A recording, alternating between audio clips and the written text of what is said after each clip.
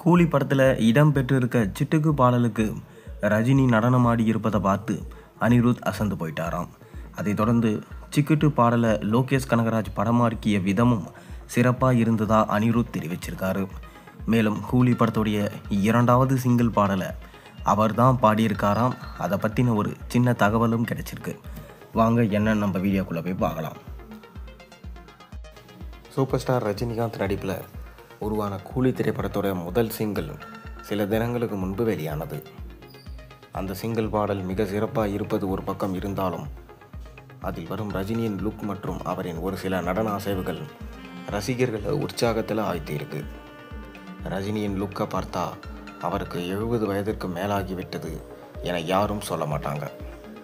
அந்த அளவுக்கு இளமையாக இருக்கிறாரு ரஜினி. ஒரு பக்கம் டி ராஜேந்தர் மற்றும் அனிருத் இணைந்து சிட்டுக்கு பாடலை பாட, மறுபக்கம் ரஜினியும் அவருக்கே உரித்தான ஸ்டைலில் நடனமாடியிருக்காரு. இந்த பாடல் திரையில் தீப்பிடிக்கும் என்றே தெரிய வந்திருக்கு. சில தினங்களுக்கு முன்பு வெளியான சிட்டுக்கு பாடல் வீடியோவில் ரஜினி ஒரு சில வினாடிகள் தான் வராரு. முழு பாடலையும் ரஜினியோட நடனத்தையும் பார்த்தா கண்டிப்பாக ரசிகர்கள் அசந்து போயிடுவாங்க என்று தெரிய வந்திருக்கு. அந்த வகையில் இந்த பாடல் இருக்கும் என்று எதிர்பார்க்கப்படுது. இந்நிலையில் சமீபத்தில் அனிருத் கூட இதே கருத்தை தான் சொல்லியிருக்காரு.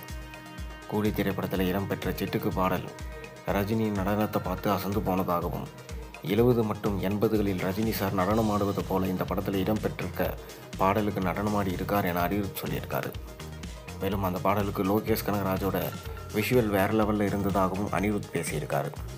படகுவை சேர்ந்த அனிருத்தே இவ்வாறு ஒரு ரசிகரை போல ஹைப்பாகி இந்த பாடலை பற்றி பேசியிருக்கும் நிலையில் கண்டிப்பாக ஒட்டுமொத்த ரஜினி ரசிகர்களுக்கும் இந்த பாடல் பார்த்து அசந்து போவாங்க என்று தெரிய வந்திருக்கு.